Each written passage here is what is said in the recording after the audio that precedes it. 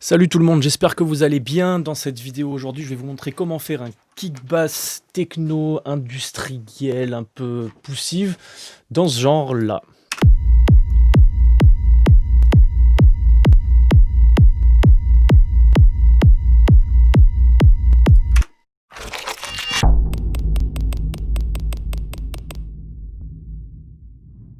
Voilà, donc c'est un kick qui est fait principalement avec Serum, avec une petite disto derrière que j'aime beaucoup. Des basslines qui sont faites aussi avec des kicks, donc c'est un peu une autre manière de travailler. On aurait très bien pu les faire aussi avec Serum, mais là c'est un petit trick justement que je voulais vous montrer qui est assez intéressant, avec lequel on va pouvoir justement faire beaucoup de choses différentes. Voilà, c'est 3 fois le même kick en fait que j'ai utilisé pour faire une basse. Donc là si on l'écoute en solo... Voilà, c'est des kicks en fait qui sont warpés, stretchés avec des algorithmes de warp. Ensuite en dessous on a un petit layer stéréo. Voilà, et une petite... bon ça c'est vraiment du bonus, c'est pas forcément, ça fait pas partie du kick bass, mais c'est un petit truc justement qu'on peut réutiliser derrière pour faire la petite boucle techno, voilà, qu'on aime bien, encore une fois, avec le même élément, le même kick, etc.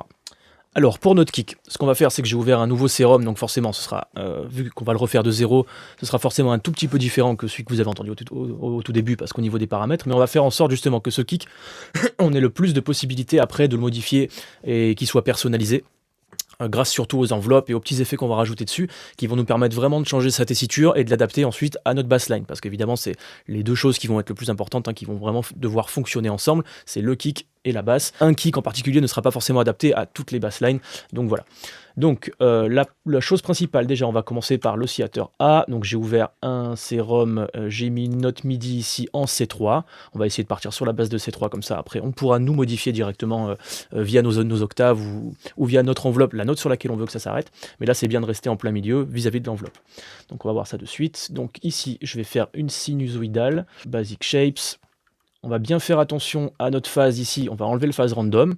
Donc ok, à partir de là, ce qu'on va faire, c'est qu'on va prendre un LFO et on va le mettre donc sur le coarse ici, donc qui va nous permettre de faire un gros slide en fait entre les fréquences de la note. On aurait pu utiliser une enveloppe, mais ce qui est pratique avec le LFO, c'est que justement en fait on va pouvoir gérer beaucoup plus facilement la forme de l'enveloppe et faire une forme d'enveloppe beaucoup plus personnalisée.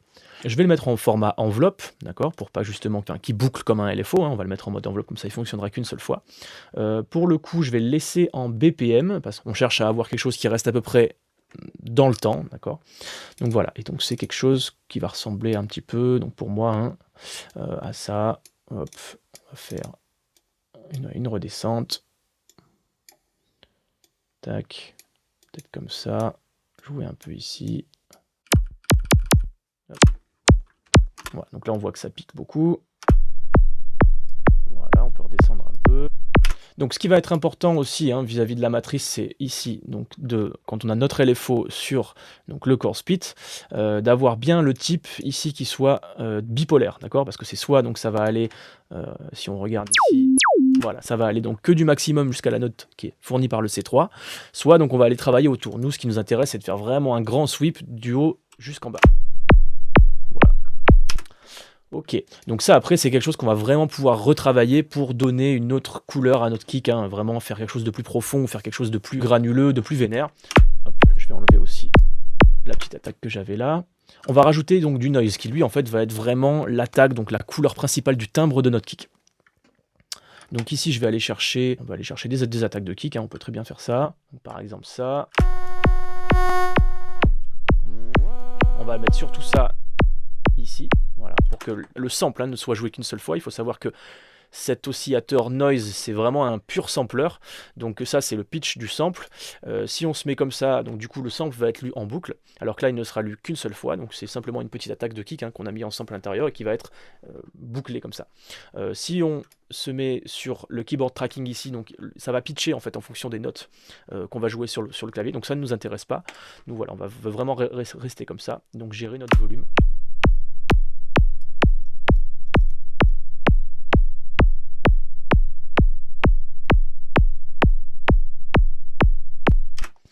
Ok, alors la deuxième chose qui va être importante, c'est de gérer le volume donc, de notre kick, savoir comment est-ce qu'il va se débattre dans le temps et lui donner vraiment une limite. Donc on va prendre le second LFO qu'on a ici, hop, on va le mettre sur le volume, donc on se met bien en dessous, hop, et après on donne notre valeur maximale, d'accord? Donc pareil, enveloppe, ici en BPM, Moi là je vais faire un kick en 1/8 parce que justement je veux qu'il prenne cette partie-là du temps et qu'ensuite on laisse l'espace à la base de fonctionner pour pas que les deux soient trop en compétition. Et donc ça, en gros, ça va être le corps du kick et ça va être le tail du kick, hein. Ça va être vraiment sa résonance. Donc on va pouvoir gérer ou beaucoup plus courte ou beaucoup plus longue, ou justement, voilà, en changeant ici cette partie-là en 1/4 ou 1/8. Voilà, pour pouvoir vraiment gérer sa longueur. On verra qu'après, on a des petits outils d'analyse pour vérifier que le kick et la basse se fondent bien l'un avec l'autre. Donc là, pour l'instant, je vais laisser ça comme ça, assez basique, hein. Voilà. Donc à partir de là, on va pouvoir aller dans nos effets, ouvrir un petit compresseur qu'on va mettre en multibande, d'accord? Donc il faut appuyer sur ce petit truc-là. Et donc maintenant, on va essayer d'aller gérer un petit peu nos bandes de fréquences, justement, avec les LFO, pour leur donner en fait du punch. On va baisser un petit peu le threshold comme ça, voilà. On va mettre le ratio à fond, attaque à 0, release à donf, donc pour vraiment avoir la couleur comme ça, hein, du compresseur. Et donc ici, avec votre troisième LFO, vous allez faire une petite... comme ça, une petite enveloppe qui va ressembler à ça. Donc bien mettre en enveloppe ici, enlever le BPM du coup pour qu'on ne soit pas calé sur la grille mais qu'on puisse vraiment contrôler l'attaque. Que vous allez glisser ici dans les aigus. Ce qui va nous intéresser, c'est vraiment de contrôler l'aigu. Alors après, on peut le faire aussi sur le médium, on peut le faire sur le bas et venir après gérer tout ça dans notre matrice, hein.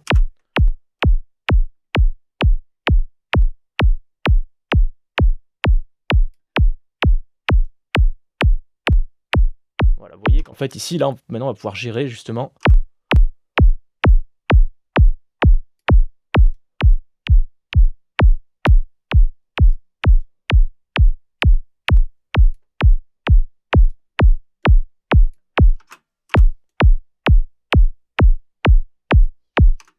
Aussi, une autre chose, vu que là le kick est quand même assez aigu, ce qu'on va faire, c'est qu'on va essayer d'aller filtrer un petit peu le corps du kick et laisser un peu en place justement le noise par-dessus pour recontrôler un petit peu mieux tout ça.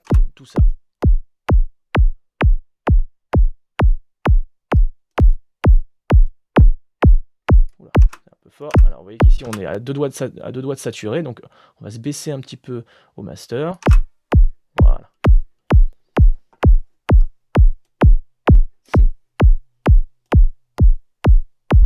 Ok, autour de 8 900. Ok, donc après on va voir que du coup en rebougeant un petit peu notre enveloppe, là il y a beaucoup de choses qui vont changer, toute la tessiture va changer, mais ce qui va nous intéresser c'est aussi de la changer une fois que notre basse sera là, et de pouvoir aller justement alterner, savoir si on veut quelque chose de plus deep, si on veut quelque chose de plus punchy, et donc remodifier un petit peu tout ça. Donc je vous fais quelques petites modifs ici.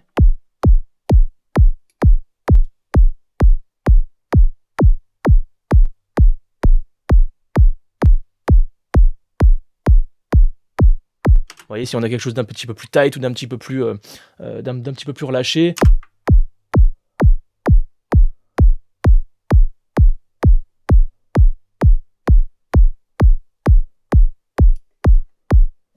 Voilà, après rien ne nous empêche de modifier tout ça, d'aller changer un petit peu la tessiture du noise, pitcher un petit peu tout ça.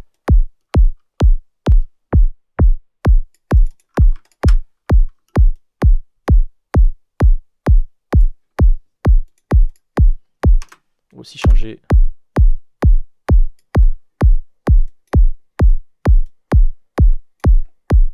Donc après, ce que vous pouvez faire, hein, c'est vraiment venir réchauffer ça avec toutes les distos que vous voulez. Moi, j'aime beaucoup le Decapitator de Suuntoy.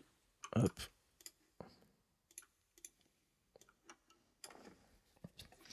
Voilà, histoire de réchauffer un petit peu ça, de lui donner un petit peu de consistance et de chaleur. Ça dépendra aussi un petit peu de la bassline. Voilà, vous voyez, ça lui donne ce côté un petit peu analogue comme ça, qui est toujours très sympa. Donc moi je mets en auto, comme ça il adapte automatiquement. Donc pas de low cut, rien. Hop, on va...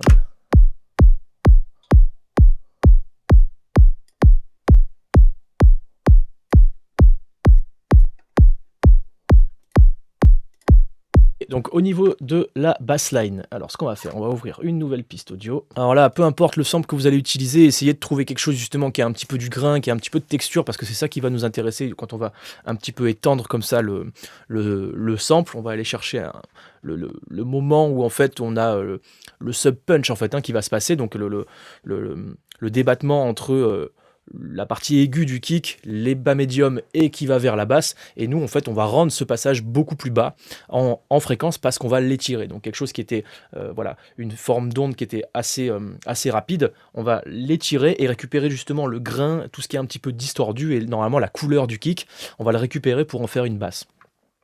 Donc, je vous invite à aller dans votre pack de samples préférés, hein. Voilà, quelque chose comme ça qui a pas mal de caractères. C'est celui que j'ai utilisé pour le track, comme ça je vous remontre. Voilà, hop, donc on va mettre juste le premier kick en boucle.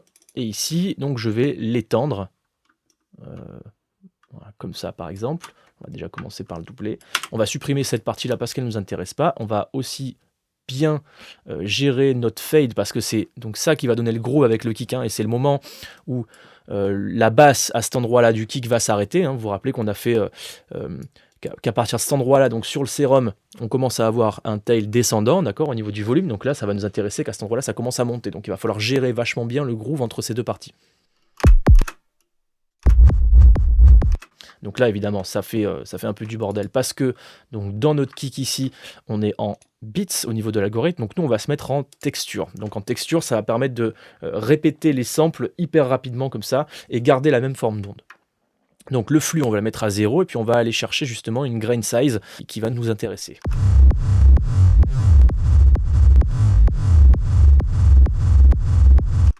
Donc ok, donc on va baisser vachement ça pour se mettre à un volume correct. On va aussi couper un tout petit peu ici.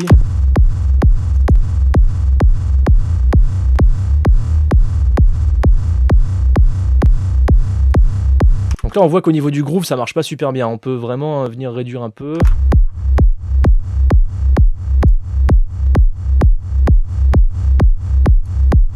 Ok, et donc maintenant, ce qui va nous intéresser, c'est de venir filtrer toutes ces fréquences pour ne récupérer que la basse. Donc on va mettre un petit EQ, hop, ici, et on va filtrer. Vous voyez, et là en fait on vient récupérer un peu ces harmoniques un petit peu instables justement qui vont donner ce grain voilà, à la basse.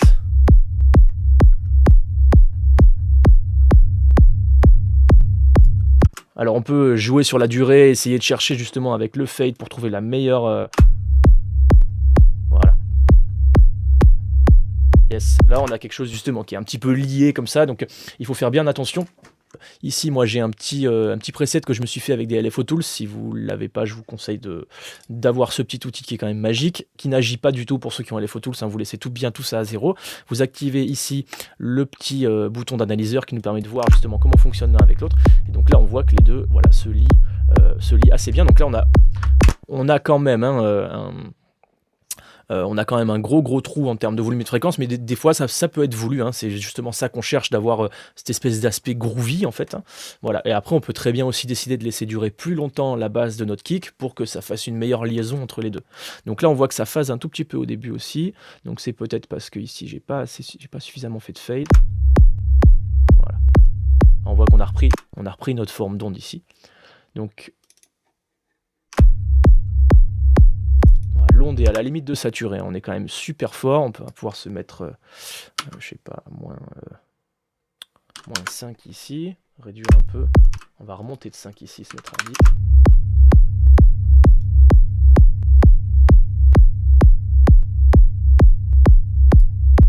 Ce qu'on va faire, c'est qu'on va tout simplement mieux gérer le tail ici, hein, d'accord, on va avoir quelque chose d'un peu moins bas.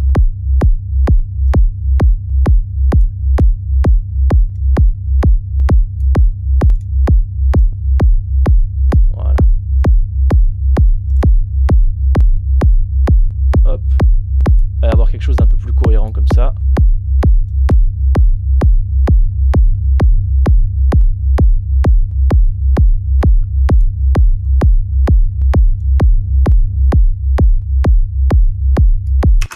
Voilà. Bon, là, on n'est pas trop mal.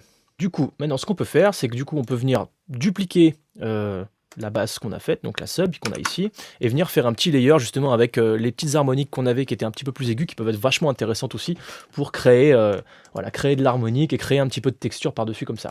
Donc ce qu'il va falloir faire tout simplement, c'est enlever déjà les Q qu'on a fait, changer un peu les paramètres ici, par exemple transposer d'une octave, changer un petit peu ça, hop.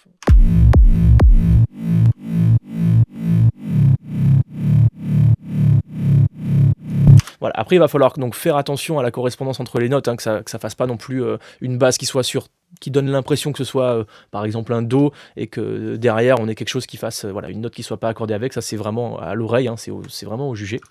Et donc ça, on va par exemple pouvoir utiliser un wider ou quelque chose qui va vraiment nous le mettre dans la stéréo pour donner un petit peu d'harmonique. Alors moi, je vais utiliser là pour le coup le wider d'Infected Mushroom. Ici.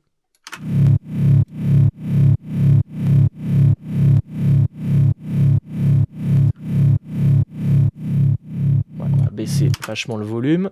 Ce qu'on va faire, c'est qu'on va le filtrer par contre vraiment dans le sub.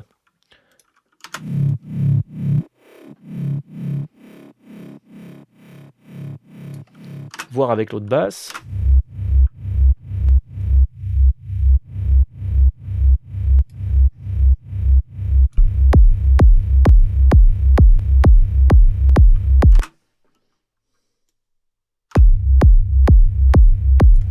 Voilà, et puis après c'est vraiment à vous de gérer le volume, etc., etc. Enfin voilà, c'est juste un petit truc en plus comme ça.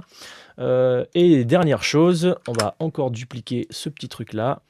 Voilà, on peut laisser ça, on peut même laisser le wider si on en a envie. Mais ça va vraiment nous servir à créer une petite boucle. Donc ça, je vais le mettre vraiment à donf, je vais mettre la transposition à fond. On va mettre le flux à 0 et le grain size à 0 aussi.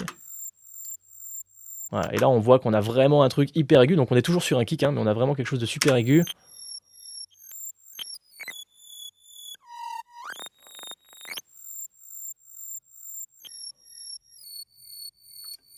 Donc on peut aussi rajouter, si on veut, le wider sur cette piste-là, pour voir un peu. Voilà, le mettre vraiment full stéréo. Mettre une petite reverb. Alors on va tout simplement mettre celle de live, hein, juste comme ça.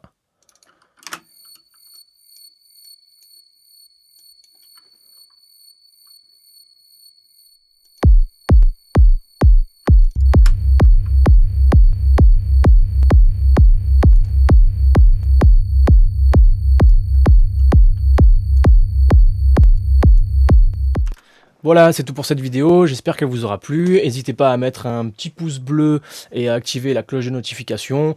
Partagez la vidéo aussi, voilà, ça soutient, c'est super cool. Dites-moi aussi dans les commentaires si vous avez des sujets particuliers que vous voudrez qu'on aborde dans cette chaîne. Ce serait vraiment cool d'avoir vos avis, si vous voulez plus rentrer dans des sujets particuliers, des trucs plus débutants, des trucs plus théoriques, des trucs un peu plus poussés. On peut faire énormément de choses, donc n'hésitez pas du tout. Je vous mets dans la description la page Facebook de mon studio pour toute demande de services de studio, que ce soit mixage, mastering, production, etc., accompagnement, des cours, des formations, je fais pas mal de choses différentes. Et je vous mets aussi le lien de ma chaîne Twitch sur laquelle je vais faire normalement à peu près 1 heure de live par semaine. Voilà, ce sera des lives interactifs dans lesquels vous allez pouvoir justement commenter et où en fait je répondrai à vos questions, tout ça, voilà, on pourra aborder plein de sujets, enfin ça régale. Je vous remercie beaucoup, merci pour votre soutien et à bientôt.